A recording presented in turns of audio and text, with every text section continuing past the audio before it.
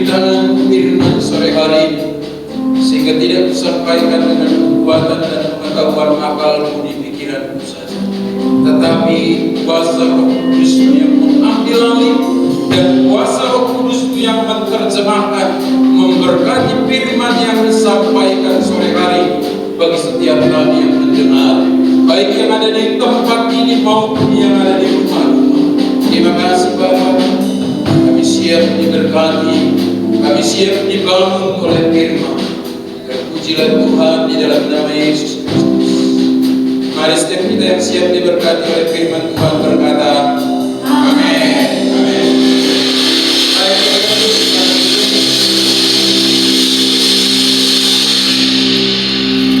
Terima kasih buat Lewi melayani kita, melayani Tuhan dengan luar biasa sore hari ini. Baik, mari kita buka Alkitab kita dari kitab Roma pasal yang ke-11 ayat yang ke-33. Sungguh hebat kekayaan Allah, sungguh besar kebijaksanaan dan pengetahuannya. Siapakah yang dapat menyelidiki keputusan-keputusannya? Siapakah yang dapat mengerti cara-cara ia bekerja?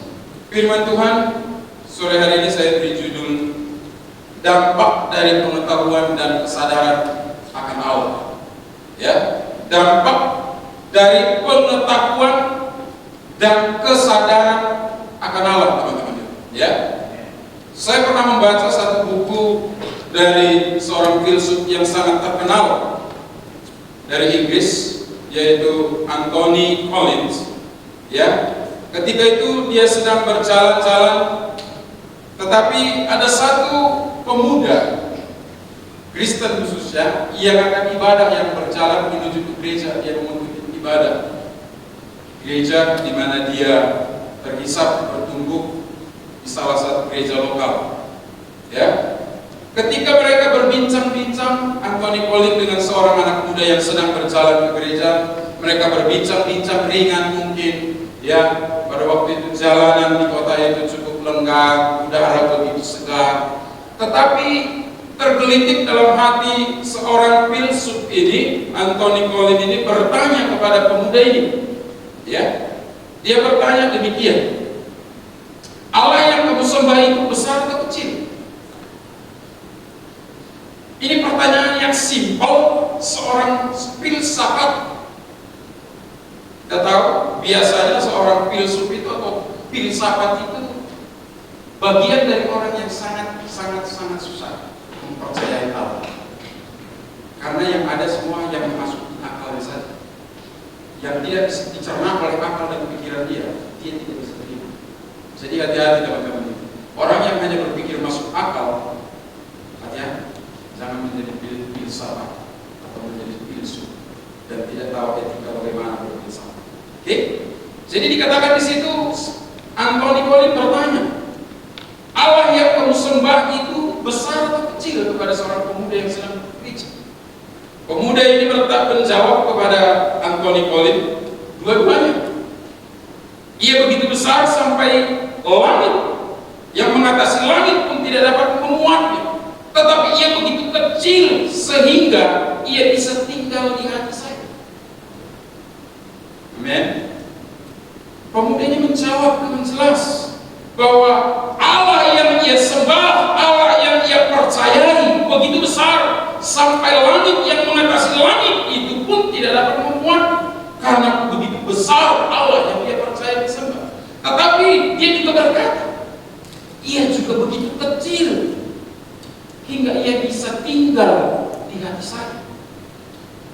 Jawaban seorang pemuda Kristen ini mengagetkan seorang filsuf yang sangat terkenal, sehingga di kemudian hari dia menulis bahwa jawaban orang Kristen yang sangat sederhana ini memberikan pengaruh yang lebih besar kepadanya daripada setiap buku-buku filsafat yang ia tulis, yang ia pahami dan yang ia baca-baca juga dari buku filsafat, dari filsuf yang lain.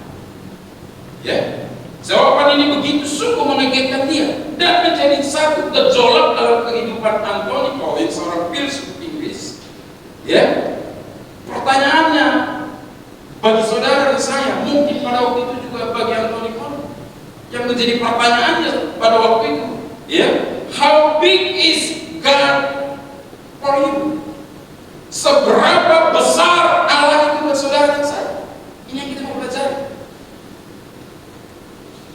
Di momen-momen COVID-19 yang masih melanda dunia, terkadang apa yang kita sudah tulis, ya, kerinduan-kerinduan, target-target kita, resolusi-resolusi kita di tahun 2020, mungkin mulai Januari sampai Februari, kita sudah buat seluruh resolusi-resolusi di tahun 2020 yang lalu. Tetapi ketika COVID-19 masuk ke Indonesia di bulan Maret, semuanya tidak sesuai dengan rencana dan resolusi kita. Amin.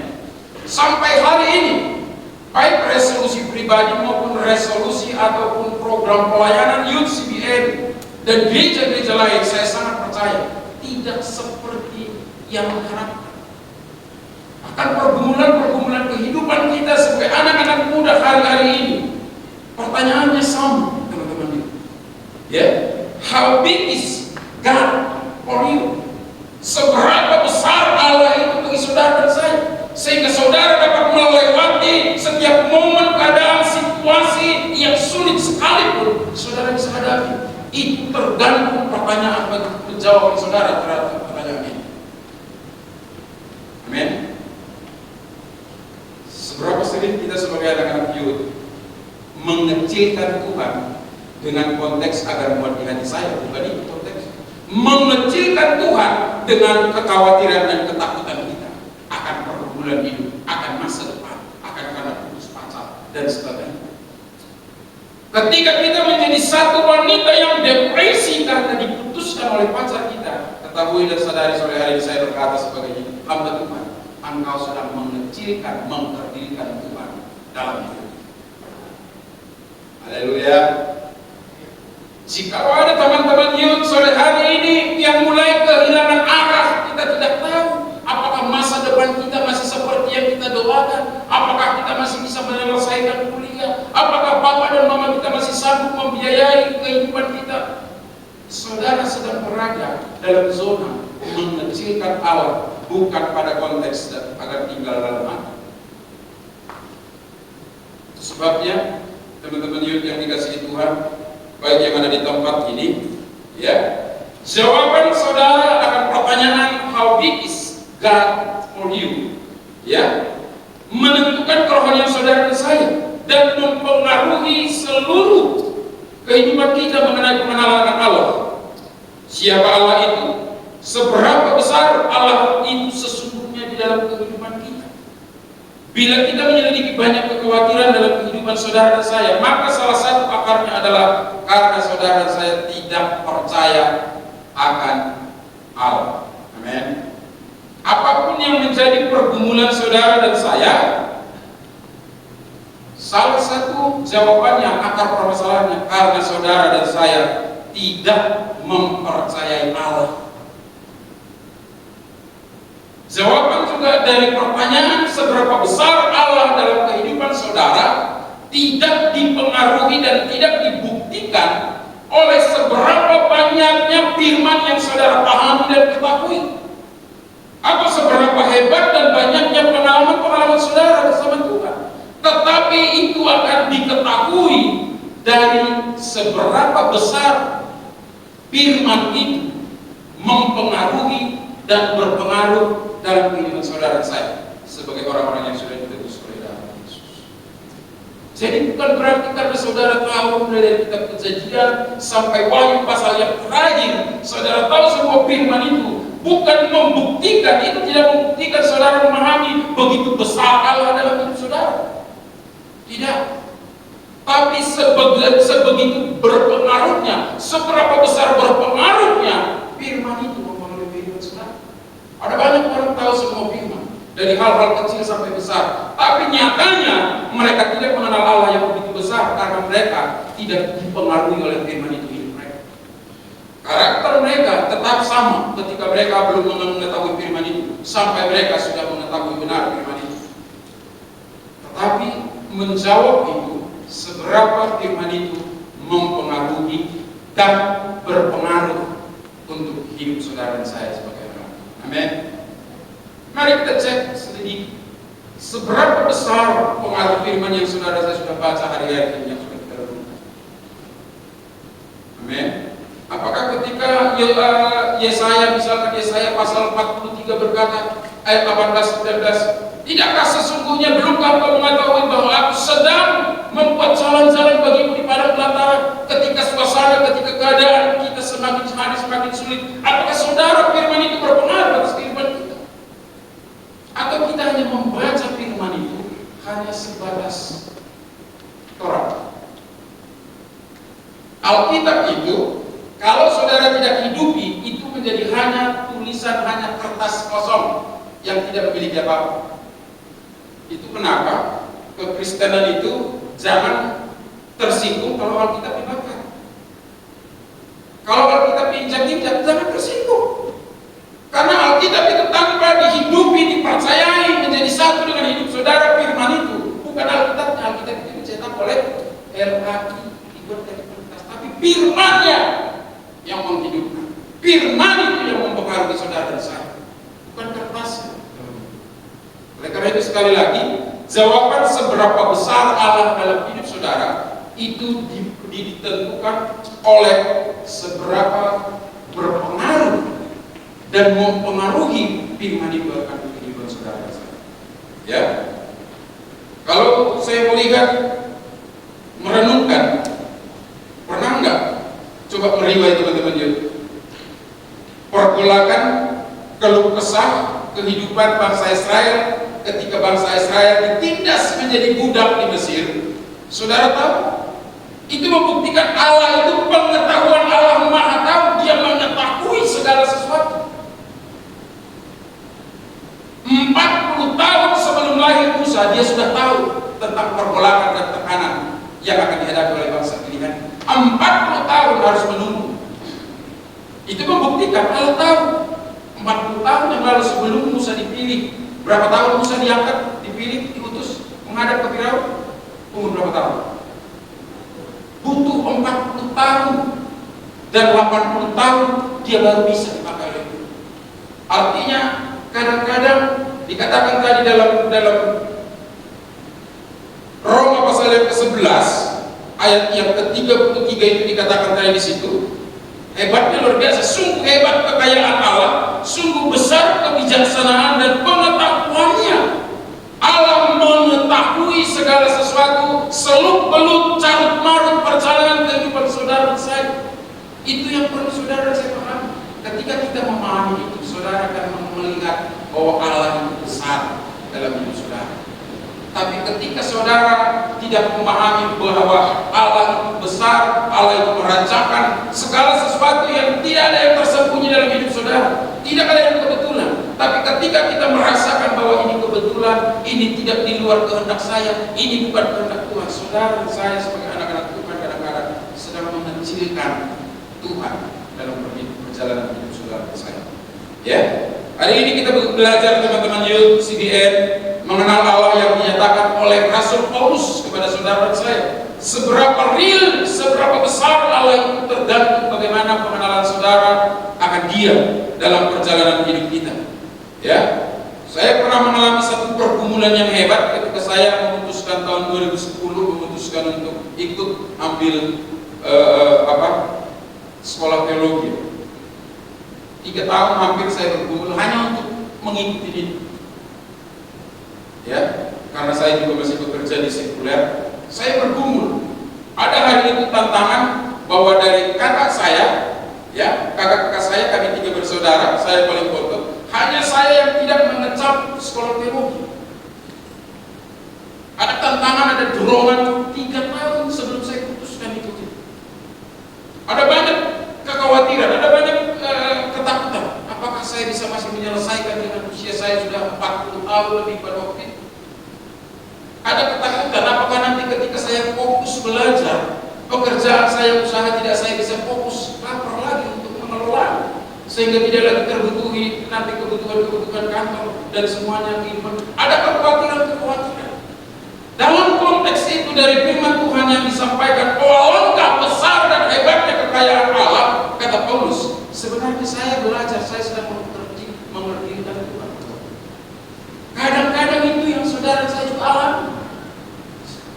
Tiba-tiba saja sekelibat datang roh kekhawatiran. Berhasil nggak? Bisa? Mampu nggak? Ketika itu kita ikutin, saudara sedang masuk pada zona mengecilkan Allah dalam hidup saudara. Bukan dengan konteks seperti yang dikatakan pemuda Kristen tadi, agar dia bisa tinggal dalam hati kita, tetapi mengecilkan kebesaran, kekuasaan, kemahatauan, dan pengetahuannya tentang seluruh apa yang dia perbuat atas hidup kita. Ya, jadi saya sangat percaya pergumulan seperti yang pernah saya sampaikan, yang pernah saya alami, itu juga pernah teman-teman alami. Ya, seberapa besar Allah, ya saya ulangi, seberapa besar Allah buat saudara dan saya tidak bisa dijawab. Camkan ini, oleh banyaknya pengalaman atau luasnya pengertian saudara tentang firman. Tetapi bagaimana firman itu, ini sangat penting. Saya ulangi, tetapi bagaimana firman itu mempengaruhi dan berpengaruh atas kehidupan saudara. Ketika firman itu mempengaruhi hidup saudara, berpengaruh dalam setiap titik kehidupan saudara, itu membuktikan saudara mulai mengenal, ya, dengan benar Allah yang kita percaya. Amin. Ada di sini yang percaya apa? Yang pernah mengalami bahwa ketika zaman ada keadaan sulit, tidak ada lagi solusi, tidak ada lagi jalan keluar, dan kita sudah angkat tangan menyerah, tiba-tiba Allah menyatakan kebesaran dalam hidup saudara. Yang ia tahu, ya, tentang saudara, pasti saudara tahu tentang hidup saudara. Sekali lagi saya bilang, yang ia tahu setiap detail hidup saudara, bahkan saudara sendiri tidak mengetahui. Siapa yang mengetahui setiap detail akan kehidupan kita? Kita tidak tahu. Siapa yang mengetahui besok dalam kehidupan kita, 1 bulan, 3 bulan? Kita tidak tahu. Tetapi Allah tahu dalam perjalanan hidup. Itu membuktikan betapa besar kekayaan Allah, betapa hebat pengetahuannya. Karena Dia yang menciptakan dan yang tidak ada menjadi ada. Amin. Amin. Oleh karena itu, Rasul Paulus begitu sangat mengagumi. Perhatikan, mungkin teman-teman memahami dan pernah membaca kisah seorang Paulus, bagaimana kehidupan. Paulus itu bukan orang-orang yang bego. Paulus itu bukan orang yang minim pengetahuan. Paulus itu seorang yang cerdas, pintar, ya kan? Tetapi ketika dia menyelami kebesaran Allah, betapa hebatnya kekayaan Allah, betapa besarnya pengetahuan Allah akan dunianya dan setiap kehidupan, bahkan kehidupannya Paulus, dia merasa terdiri, dia merasa dirinya kecil dan tidak apa.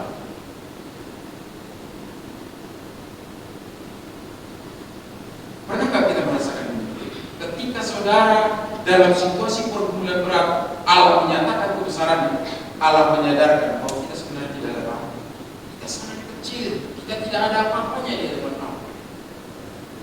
Sehingga itu poin yang pertama yang saya mau sampaikan sore hari ini buat teman-teman youth dari firman Tuhan, dari Roma pasal yang ke-11 ayat yang ke-33 itu, ya. Poinnya saya yang pertama yaitu kesadaran saudara dan saya akan betapa hebatnya, betapa besarnya, dan betapa luar biasanya pengetahuan Allah akan hidup saudara akan menjadikan kita menjadi orang yang rendah hati. Amin.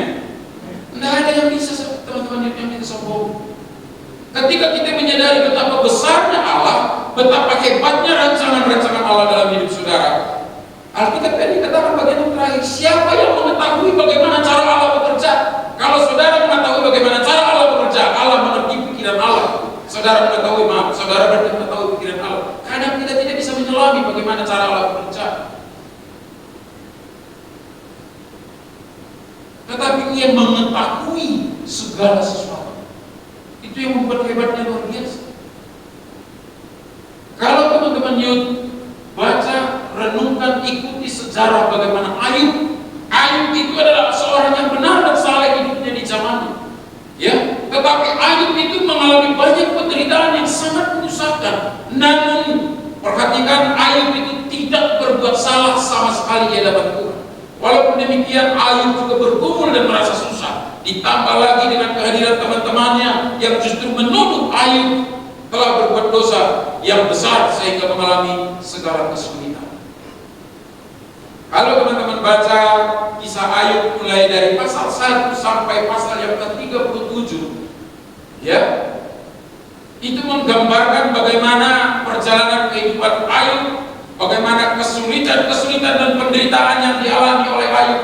37 pasal itu berbicara tentang kesusahan, proses pembentukan kesulitan hidup yang sedang dialami oleh Ayub. Tetapi di pasal yang ke-38 dia mulai menyadari, ya. Kenapa? Karena pasal 38 Tuhan datang kepada Ayub dan berbicara, menjelaskan mengapa ia membiarkan Ayub menderita dan berbelas kasihan kepada Ayub. Kalau teman-teman baca pasal 38, itu Allah mendatangi, hadir kepada kehidupan Ayub, menjelaskan apa yang sesungguhnya yang Allah perbuat, yang Allah kerjakan. Apakah Allah melakukan pembiaran kepada Ayub pada waktu itu, mulai dari pasal 1 sampai 37. Dan pasal 38 Allah menunjukkan belas kasihannya kepada Ayub, ya, yang menjelaskan sedemikian rupa dan tidak menjawab pertanyaan Ayub secara langsung, namun Allah menyatakan dirinya yang maha tahu, ya. Di manakah engkau, kata Tuhan kepada Ayub, di manakah engkau ketika aku meletakkan dasar bumi? Ceritakanlah kalau engkau mempunyai pengertian. Allah bertanya, di manakah engkau? Allah sedang mencerahkan, membukakan satu pemahaman kepada Ayub. Di ayat ke-39, ketika Allah menghampiri, datang kepada Ayub, di manakah engkau ketika aku meletakkan dasar bumi? Allah sedang mengajari Ayub, begitu besarnya aku, begitu berkuasanya aku, dan begitu taunya aku atas segala titik kehidupan. Itu sehingga ketika di ayat pasal 38 Ayub itu Allah berbicara, tahu itu momen di mana Ayub memahami Allah, di mana Ayub mengerti kebesaran Allah. Dan pasal-pasal selanjutnya dia berkata, aku bersyukur bahwa aku tidak hanya mengenal Allah apa dari kata orang, tapi dia mengalami momen bersama dengan Allah. Dia mengerti, dia mengetahui betapa besar Allah yang dia tahu dari proses yang dia alami. Kadang-kadang teman-teman, begitu yang Tuhan kerjakan dalam hidup kita. Amin.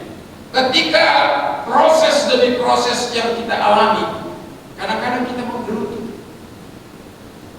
3 hari yang lalu saya dengan istri pergi ke satu tempat. Sepulang dari tempat itu ada keperluan.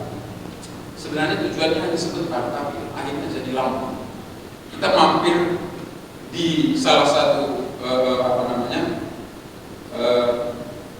tukang tambal ban, ya, tambal ban. Ceritanya ini seorang suami yang sudah pernah tinggal 4 tahun di Taiwan. Dia bekerja di Taiwan, istrinya Chinese. Pada waktu itu dia kembali ke Indonesia, dia ngajak istrinya untuk pindah ke Taiwan karena dia sudah bekerja di sana, pekerjaannya sudah bagus. Tapi istrinya tidak mau karena juga persyaratan di Taiwan itu harus mengikuti wajib militer, tapi dia tidak mau. Tapi ketika dia pulang ke Indonesia, dia down, usahanya down, dia mulai usaha, dia down, mulai dari mampu, mulai dari luar biasa, tetapi sampai down. Sehingga pada waktu itu dia berkata, tantangan demi tantangan, penderitaan, kesusahan, kesulitan yang dia hadapi itu satu kali. Ketika dia makan, saking dia gondoknya, mungkin saking dia sebagai seorang papa yang memiliki anak yang mengalami kesulitan, dia ambil nasi ketika makan karena ada lagi masalah, dia sambil banting itu nasi ke lantai. Itu kesaksian dia kepada saya, Pak, 3 hari yang lalu. Dia banting nasi, apa lagi nih, seolah dia berkeluh kesah dan marah kepada dia. Yang terjadi apa? Begitu dia meluapkan emosinya karena tantangan, karena derita pendahap kesulitan itu, tahu, dia langsung stroke seketika itu. Dan dia bersaksi ketika dia bertobat, stroke itu hilang. Kadang-kadang dari kesaksian itu juga menjelaskan, ketika ada proses dalam hidup saudara sebagai anak-anak Tuhan, anak muda, jangan lewatkan proses itu detik demi detik. Terima proses itu untuk menjadikan saudara dapat mengenal ya Allah yang besar dalam hidup saudara. Amin. Dan dia berkata, dia dapat itu, jangan anggap. Maka dia pernah berkata, saya pernah bertanya sama anak saya, malu gak kau jadi anak bapak? Saya bilang, ajarin anak bapak, tidak perlu malu karena kita mengajar pada benar. Jangan lihat tambal ban, tetapi itu tanah tempat tambal ban 200 meter di pinggir jalan besar punya dia. Nilainya luar biasa besar. Jangan lihat pekerjaan. Saya sampaikan kemarin, tidak ada orang yang bisa berhak mengecilkan pekerjaan usaha tambal ban, karena dia bekerja untuk dirinya sendiri. Dia bekerja dengan Allah. Saya bilang, Bapak bisa dapat bahkan 100 atau 300 ribu per hari kali 30 hari. Jadi tidak ada. Saya berharap juga teman-teman, kalau ada anak-anak teman-teman kita yang papanya usaha tambal ban, jangan pernah mengkerdirikan. Itu pekerjaan yang mulia dan hebat. Amin. Amin. Ya. Oleh karena itu, mari mulai kita sadari, ketika saudara sedang mengalami proses, ketika kita sedang mengalami bentukan, sama seperti Ayub. Ketika Tuhan tahu waktu di mana Tuhan hadir menghampiri dan menyatakan dirinya, kebesarannya kepada Ayub, 37 pasal Allah membiarkan itu seolah-olah. Tapi Allah tahu batas kemampuan dan kekuatan Ayub sehingga dia datang. Mungkin pada waktu itu teman-temannya Ayub sudah banyak, sahabat-sahabatnya Ayub karena penderitaan itu bertubi-tubi datang terus. Penderitaan sahabat-sahabat Ayub sudah mulai berkata, dia tuh nyalahin semuanya. Sehingga mungkin pada waktu Ayub juga berkata mulai, Tuhan jikalau kau ada, tunjukkan diri menyatakan kemurahan dan belas kasihan untuk kita.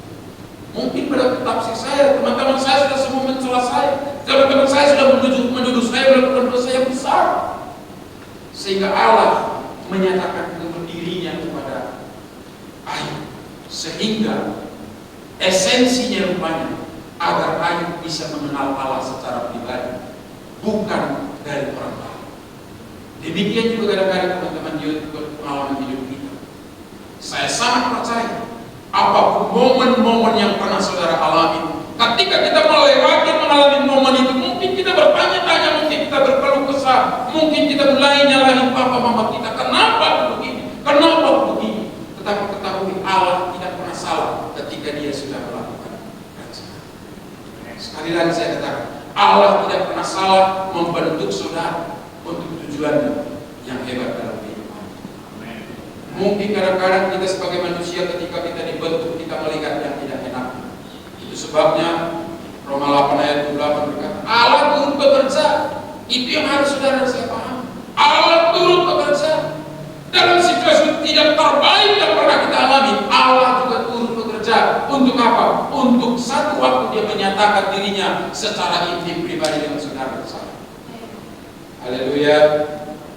Jadi teman-teman yuk, menurut Rabbi Zakaria, ya di saat umur kita semakin meningkat dan sudah mempunyai pengalaman yang begitu banyak dengan peristiwa yang terjadi dalam kehidupan kita, maka sesungguhnya hanya Tuhanlah yang begitu besar, yang tidak akan pernah menghabiskan rasa kagum kita sampai selama-lamanya. Saudara dan saya, kita mengenal dan mengerti Dia secara mendalam, yaitu kemuliaannya, keagungannya, kedaulatannya, kasihnya, pengorbanannya bagi saudara dan saya.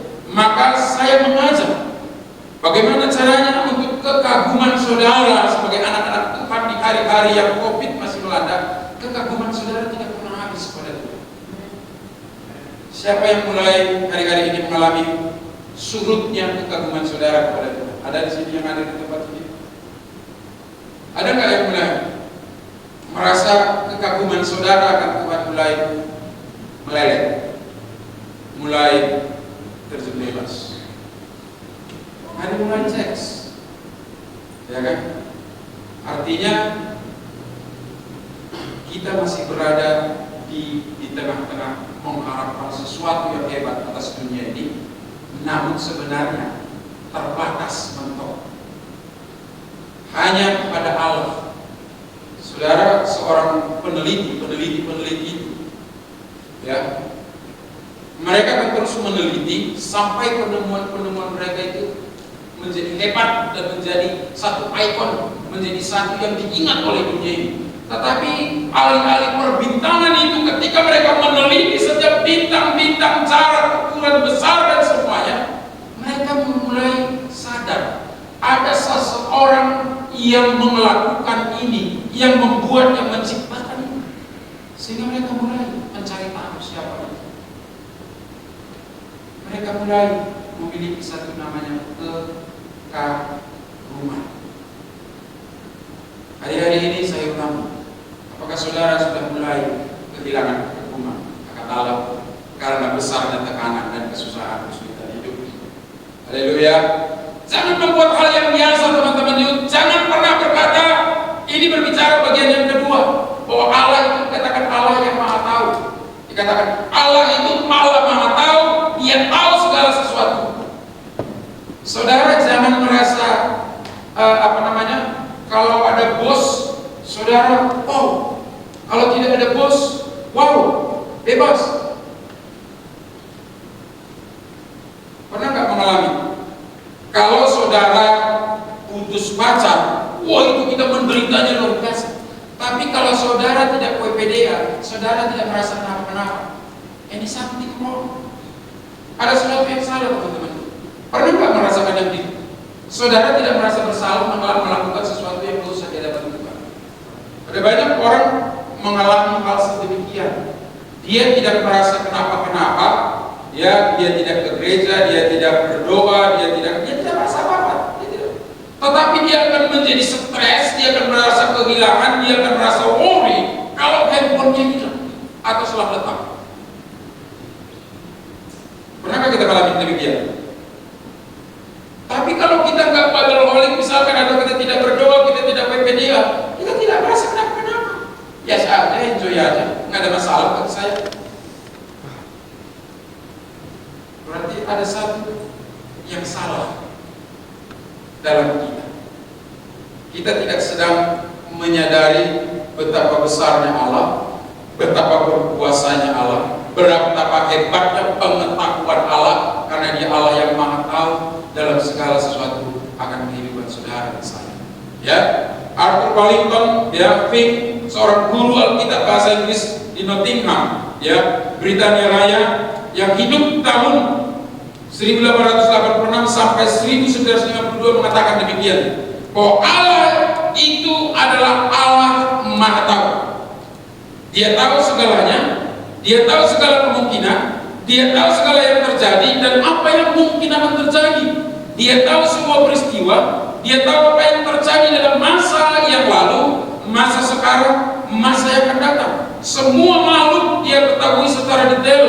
Dia secara sempurna mengetahui setiap detail kehidupan saudara. Dia mengetahui secara detail bagaimana keadaan di surga, di bumi, bahkan di neraka. Kata Arthur Wallington Fink, seorang guru Alkitab bahasa Inggris di Nottingham, Britania Raya. Nottingham itu berada di daerah Inggris. Artinya dia berpendapat bahwa Allah itu tidak pernah salah, tidak pernah lupa, dan tidak pernah mengubah rencananya kepada saudara dan saya. Itu kenapa dikatakan bahwa Allah itu tidak pernah, rancangan Allah itu tidak pernah gagal, karena Dia tidak merubah rencananya. Ketika Dia merancangkan sesuatu yang terbaik buat teman-teman di rumah, buat masa depan kita, Dia tidak pernah mengubah rancangannya. Yang membuat itu berubah adalah saudara saya. Betul nggak? Amin. Ada yang merasa di sini bahwa rancangan Allah gagal bagi saudara? Saya sangat tidak percaya. Allah tidak pernah merubah rancangan untuk saudara. Dia berfirman bahwa masa depan yang penuh harapan ada bagi saudara dan saya. Dalam mencapai masa depan yang penuh harapan, akan ada proses, akan ada kerikil, akan ada tantangan yang saudara dan saya hadapi. Kadang menjalaninya kita yang merubah rancangan. Betul kan? Kita yang mundur, kita yang mengangkat tangan dan membuat planning B. Allah tidak pernah membuat planning B dalam kehidupan saudara. Yang setuju katakan apa? Haleluya. Ya. Kalau yang pertama tadi dikatakan bahwa dampak dari pengetahuan dan kesadaran kita akan kebesaran kemahakuasaan Allah menjadikan saudara dan saya menjadi pribadi yang rendah hati. Yang kedua, ya, kemenalan saudara akan Tuhan yang sempurna dan pengetahuannya yang hebat dan yang karena dia maha tahu, saudara itu akan menjadikan saudara terhibur, memberikan saudara penghiburan dan kekuatan. Jadi kalau ketika saudara masih tetap berharap dan percaya kepada Allah, tidak pernah melepaskan pengharapan saudara setitik pun tidak pernah kita lepaskan, dan kita tetap mempercayai bahwa Allah akan setia menolong saudara, itu akan memberikan saudara satu kekuatan baru. Tapi ketika saudara berkata sudah selesai, saudara kehilangan kekuatan. Amin. Ketika saudara masih memiliki pengharapan Allah memberkati, Allah menopang, Allah menolong, Allah memberikan pertolongan dan jalan-jalan keluar bagi setiap kehidupan untuk mencapai masa depan kita, saudara pasti ada kekuatan dan saudara pasti dihiburkan. Penghiburan itu sangat penting dalam kehidupan kita untuk mencapai destiny Allah dalam hidup kita. Amin. Dan penghiburan itu hanya datang dari Allah, dari firman Tuhan melalui Roh Kudus. Penghiburan manusia itu terbatas. Jadi penghiburan yang saya maksud di sini bukan penghiburan ketika orang berduka, teman-teman. Bukan. Ada kalanya ketika masalah tidak habis-habisnya, kita menjadi lesu, kita menjadi seolah-olah putus asa dan kita akan mundur. Wah, kalau begini kok mundur aja. Atau ketika kita diproses, dibentuk, ketika mentor kita menegur, menasihati kita tidak terima, langsung terbersit dalam hati kita, gue ganti mentor aja. Apa ini kerjanya menasihati, memarahi gue saja? Nggak pernah saya dikasih reward, dipuji kayak ya apa kayak di hadapan teman-teman menteri lain. Tapi yang ada hanya nasihati, tegur, nasihati, tegur. Apa jangan-jangan dalam diri abang ini hanya ada nasihat dan teguran? Nggak ada reward kan? Atau jangan-jangan kakak rohani saya ini nggak orang yang bahagia? Jangan-jangan dia pun memang orang yang tidak happy, sehingga ketidak-happyannya ditransferin ke saya. Dikit-dikit ditegur, dikit-dikit nasihati, gua mundur, gua cari mentor yang lain. Tapi ketika saudara menyadari bahwa Allah tahu dalam segala momen situasi hidup saudara, saudara itu kemahatauan Allah ini akan memberikan saudara kekuatan, dan saudara akan bisa menerima didikan dari Tuhan saya. Amin. Dalam konteks mentoring, saya sangat percaya seperti yang saya sampaikan tadi di awal, bahwa Allah tahu akan setiap seruan, akan setiap doa-doa dari bangsa Israel di Mesir ketika mereka menjadi budak. Itu kenapa Allah mempersiapkan Musa untuk 40 tahun. Allah mempersiapkan Musa. Itu bentuk dari kemampuan Allah. Itu bentuk dari Allah mendengar, Allah mengetahui, Allah mau memulihkan bangsa ini. Demikian juga buat teman-teman yang dan saya hari-hari ini. Jikalau hari ini kita mengalami momen yang tidak baik di hadapan Tuhan, mungkin ada teman-teman yang datang sore hari ini perginya tadi dimarahin papa dan mama kita. Kamu ini ibadah yang rajin terus, tapi di rumah kamu gak jadi berkat. Mungkin kita dinasihatin, ditegur. Kamu ikut kakak terus, mentoringan terus, apa terus, tapi di rumah kamu bla bla bla bla.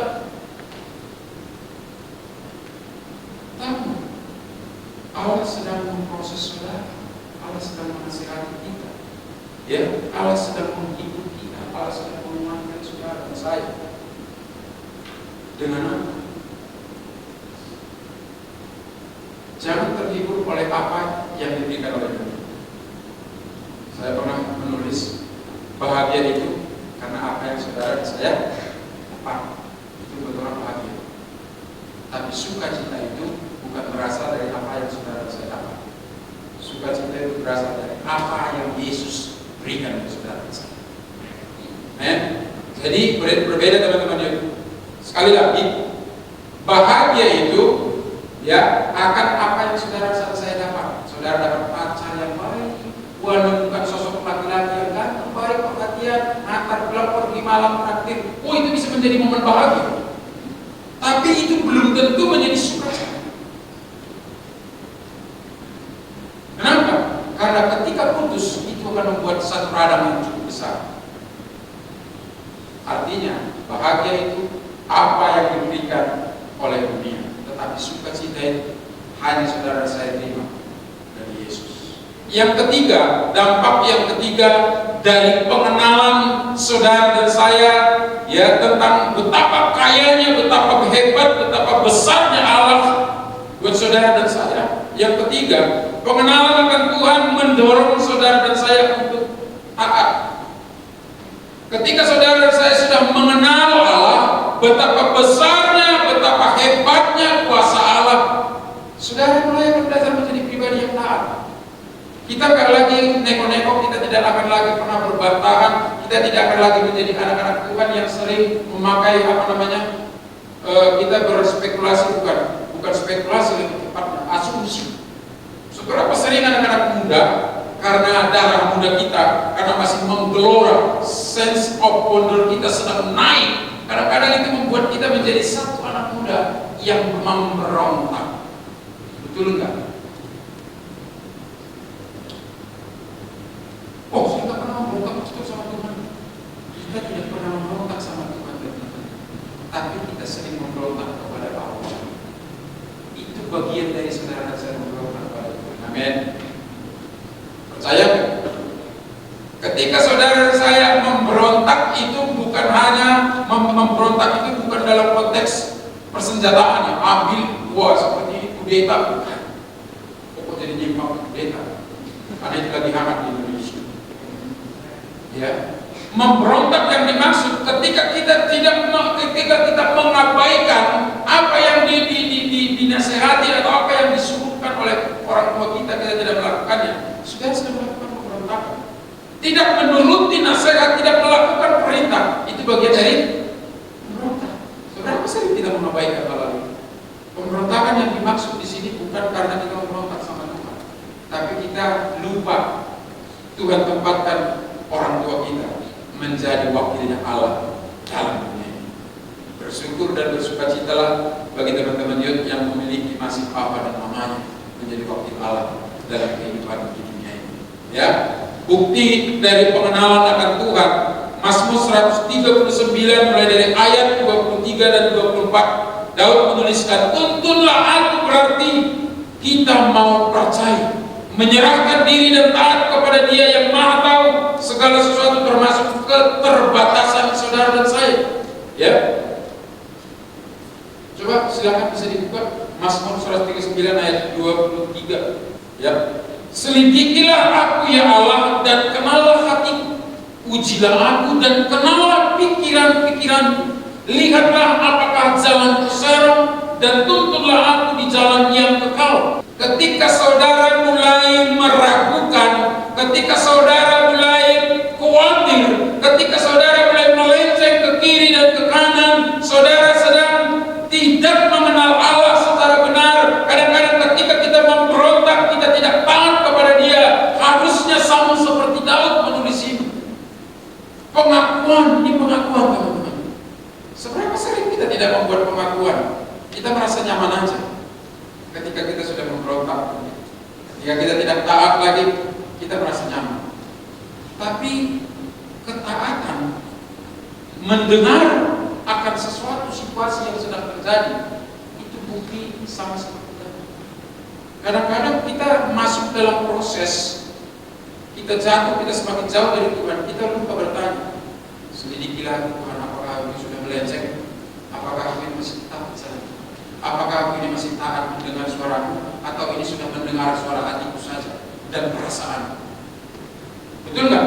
Seberapa sering teman-teman kita yang masih memiliki gelora, keingintahuan, roh penasaran, kalau saya bilang selalu itu, seberapa sering kita mengabaikan ketaatan untuk mengejar sesuatu yang karena kita masih muda. Tuhan bilang kalau pergi itu pakai helm, ya kan? Kalau naik motor itu pergi berjalan pakai busi. Nyatanya sampai hari ini yield sendiri masih ada yang sudah sampai naik motor kemana-mana tapi nggak pakai SIM. Saya kasih masukan, mumpung lagi ada buat SIM gratis. Ada di antara teman-teman yang sudah naik motor ke sana kemari tapi tidak punya SIM? Ada ya? Ini berarti seperti Daud. Iya benar. Ini memang menyimpang, tapi itu bagian dari ketaatan. Kadang-kadang kita merasa enjoy saja bawa motor tanpa kita memiliki SIM. Lantas kita buat pembelaan, bukan SIM yang bawa motor pastor. Saya pernah dikasih tahu begitu soalnya. Kamu punya SIM? Belum, kan bukan SIM yang bawa motor pastor. Yang bawa motor tangan saya sampai saya, wih, saya bilang mantap. Tiba-tiba saya dengar dari dalam orang, saya bilang, ya kan SIM yang bukan SIM yang bawa motor. Lantas motornya diambil polisi. Apa main sibuk ngurusin? Itu kenapa? Karena kita tidak mau. Kita merasa nyaman-nyaman saja, tidak bertaat. Kita tidak merasa sesuatu ada yang salah dalam kita ketika kita sudah tidak taat. Sama seperti yang saya katakan. Kita merasa tidak masalah, tidak menghadapi apa-apa pun kalau kita tidak berdoa. Kalau kita bangun pagi tidak berdoa, kita tidak memuji, kita tidak merasa bersalah, kita merasa kayak besar.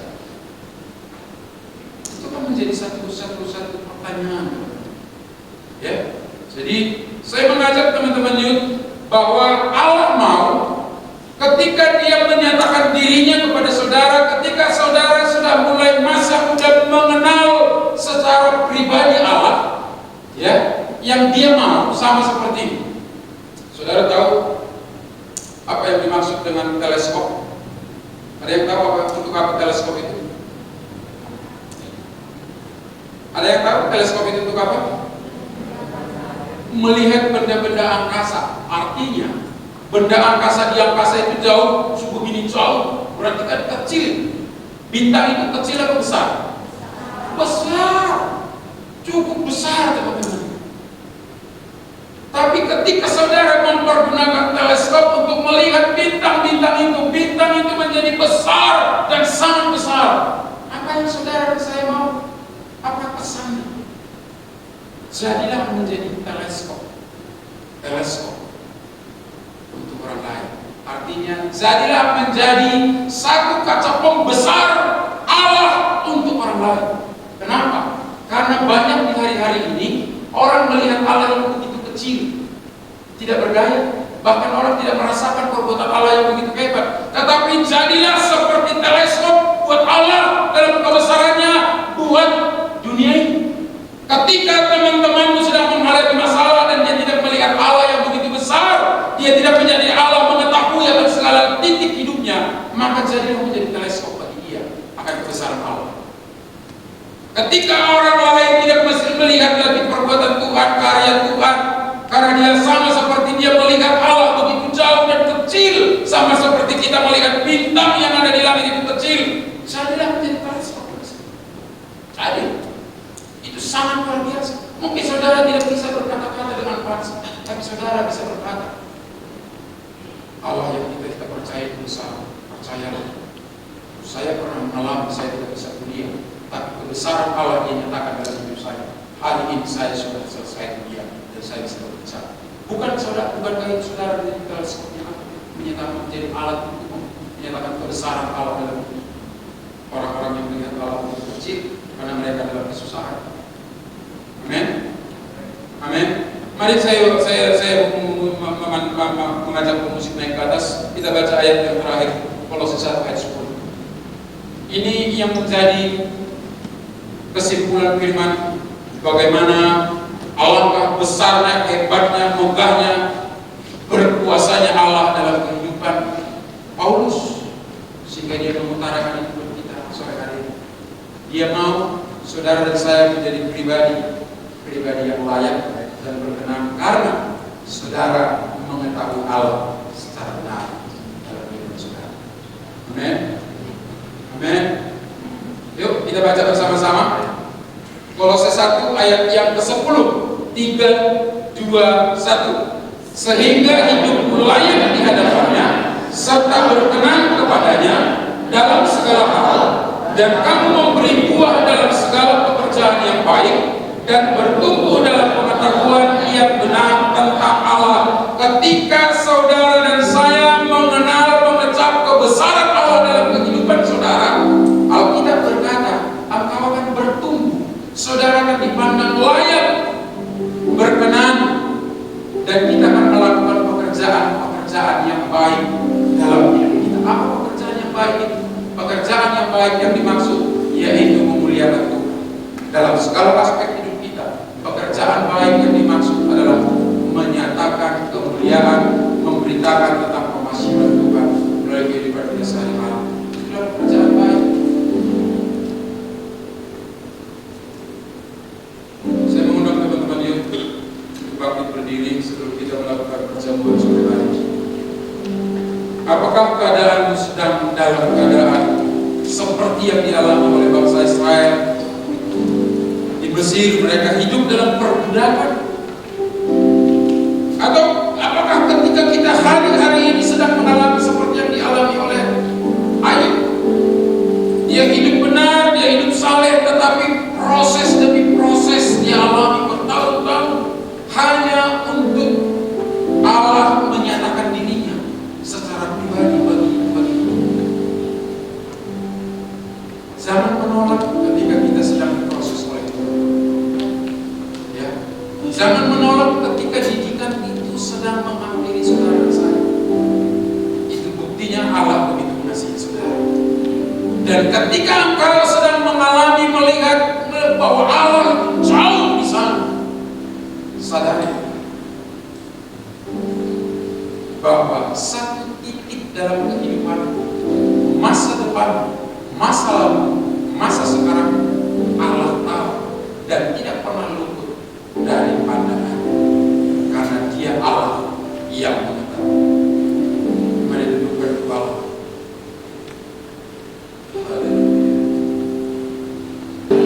Mari kita angkat satu pujian, kami memuji kebesaran Tuhan.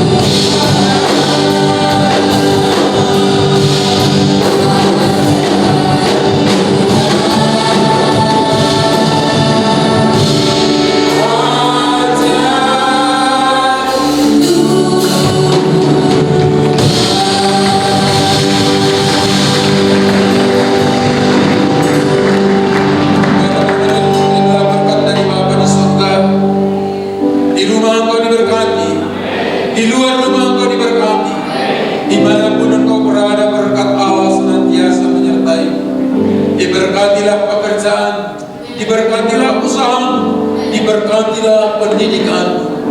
Terimalah cinta kasih Yesus Kristus, penyertaan Tuhan kuasa, urapan dan perlindungan dari Roh Kudus, sampai setiap kita diangkat menjadi menjadi mempelai Kristus yang kudus, yang percaya katakan amin.